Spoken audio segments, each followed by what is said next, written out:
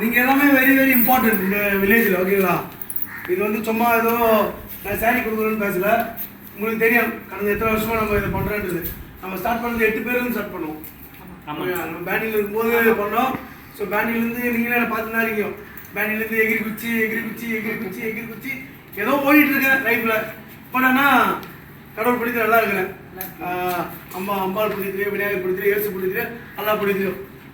ஒரு விஷயம், நீங்களாம் கொஞ்சம் டவுன் ஆனீங்கன்னா உண்மையிலே இந்த ஊரே நாத்தடிச்சிடும்.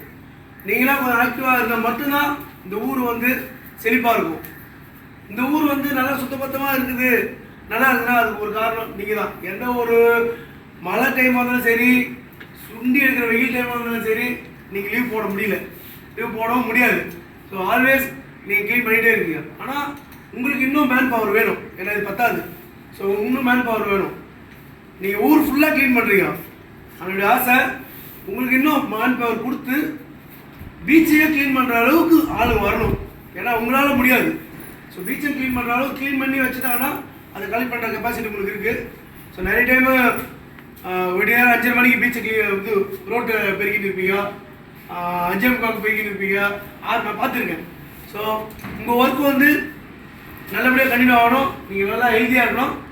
உங்களோட பிளஸிங் மூலிமா நாங்களும் நல்லா இருக்கோம். ஓகே? So please